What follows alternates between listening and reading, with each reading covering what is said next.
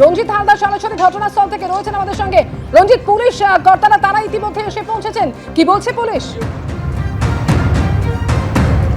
দেখো, কিছুক্ষণ আগেই বারুইপুর থানার পুলিশ বিশাল পুলিশ বাহিনী নিয়ে ঘটনাস্থলে এসছে।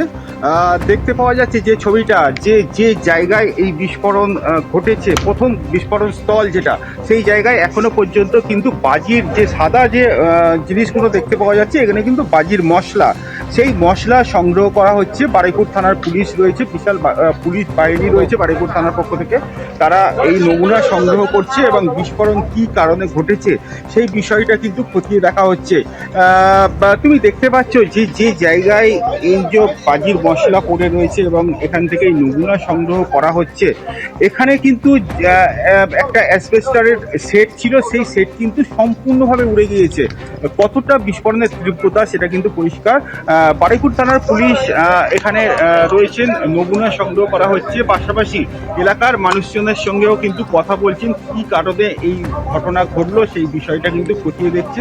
পাশাপাশি এই যে কারখানা, এদের কোনো বৈধ লাইসেন্স আছে কিনা সেই বিষয়টাও কিন্তু খতিয়ে দেখা হচ্ছে। বারুইপুর থানার পুলিশের পক্ষ থেকে বিশাল পুলিশ বাহিনী রয়েছে।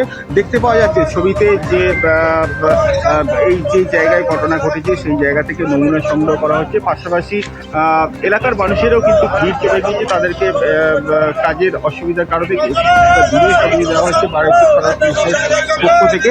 তোমাকে আরও একবার দেখাবো যে জায়গায় এই ঘটনা, তার উপরের যে গাছ, সেই গাছের কি অবস্থা। একেবারে নিচে থেকে আমরা যদি দেখি যে পুরোটাই ঝলসে গিয়েছে, নিচে থেকে পুরোটা উপর পর্যন্ত প্রায় 40 থেকে 45 ফুট লম্বা গাছ, সেই গাছ কিন্তু ঝলসে গিয়েছে। একটা গাছ নয়, পাশাপাশি আরও যে গাছ রয়েছে এবং পাশে অন্য যে কারখানা রয়েছে, সেই কারখানার সমস্ত জিনিস কিন্তু কিছু দেওয়ালে যেমনটা ফাটল দেখতে পাওয়া যাচ্ছে, উপরে যে অ্যাসবেস্টাস রয়েছে সেই অ্যাসবেস্টাস ভেঙে গিয়েছে। পাশাপাশি তো যে জায়গায় ঘটনা ঘটেছে সেখানে ছবি আমাদের দেখাতে থাকো, যে ছাদ ছিল অ্যাসবেস্টাসের সেই ছাদও একেবারে ভস্মীভূত হয়ে গিয়েছে। দেখতে পাচ্ছেন আপনারা অ্যাসবেস্টাসের ভাঙা অংশ এবং ইট পড়ে রয়েছে কিভাবে, অর্থাৎ এর থেকেই স্পষ্ট বোঝা যাচ্ছে যে গোটা কারখানাটি কিভাবে একেবারে ধূলিসাৎ হয়ে গিয়েছে। ঘটনাস্থলে পুলিশ এবং দমকল ইতিমধ্যেই পৌঁছে গিয়েছে, নমুনা সংগ্রহের কাজ চলছে।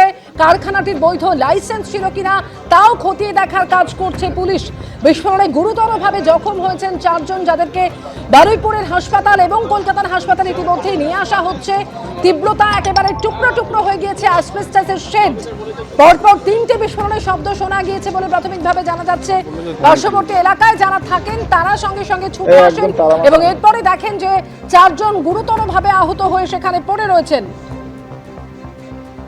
বিস্ফোরণে ক্ষতিগ্রস্ত হয়েছে কারখানার একটা বড় অংশ। এবিপি আনন্দ, এগিয়ে থাকে, এগিয়ে রাখে।